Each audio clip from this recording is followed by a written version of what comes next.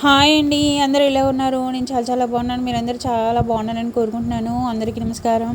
రేపు వైకుంఠ చతుర్దశి మంగళవారం నవంబర్ 4న వచ్చింది కాబట్టి హరిహరాదులను మళ్ళీ ఈరోజు కూడా విశేషంగా పూజించుకోవాలి. వైకుంఠ చతుర్దశికి ఉన్న ప్రాముఖ్యత ఏమిటంటే, ఈరోజు మహావిష్ణువు వైకుంఠం నుండి భూలోకంలోని కాశీ నగరానికి వచ్చి అక్కడున్న కాశీ విశ్వేశ్వరుడిని పూజించుకున్న రోజు, కమలాలతోని పూజించుకున్న రోజు అన్నమాట.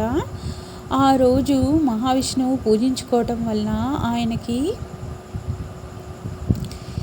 కాశీ విశ్వేశ్వరుడు సుదర్శన చక్రాన్ని ఇచ్చిన రోజు, అంటే చాలా పవిత్రమైన రోజు. ఆ రోజు కాశీ విశ్వేశ్వరుడిని ఆ మహావిష్ణువే పూజించుకున్నాడు అంటే మనం ఎంతటి వారము.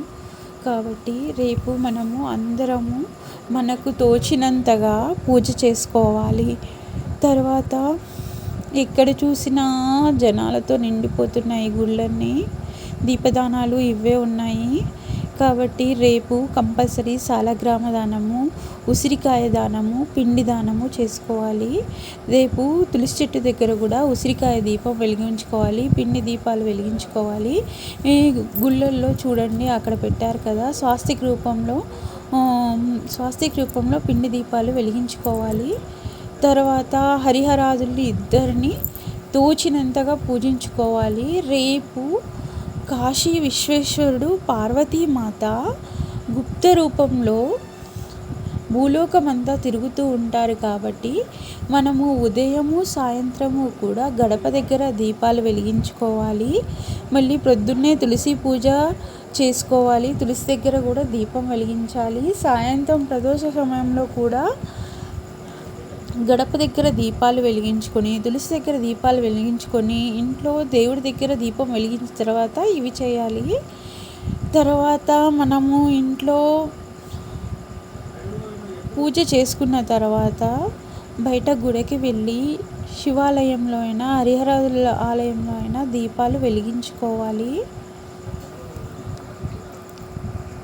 ఇలా సాలగ్రామ దానము మరియు ఉసిరికాయ దీపదానము, పిండి దానాలు చేసుకోవడం వల్ల మనకి సర్వసుఖాలు కలుగుతాయి, సర్వ సంపదలు కలుగుతాయి. ఈరోజు ఉదయాన్నే 108 వత్తులు రుక్మిణి సత్యభామ సమేత శ్రీకృష్ణుడికి ముట్టించుకోవాలి. 108 వత్తులు ఒక దాంట్లో, ఒక దీపప్రమిదలో, ఇంకొక దీపప్రమిదలో కొన్ని ఇంకా ఏవైనా, ఓన్లీ 108 వెలిగించుకోకుండా పక్కన కొన్ని వెలిగించుకోవాలి. అలాగే 33 ప్రమిదలు, పిండి ప్రమిదలు తయారు చేసుకొని దాంట్లో కూడా పువ్వొత్తులు వేసి ఆ దీపాలు తులసి చెట్టు దగ్గర అయినా ముట్టించుకోవాలి, లేదంటే శివాలయంలో అయినా హరి ఆలయంలో అయినా ముట్టించుకోవాలి. ఇలా ముట్టించుకొని రేపు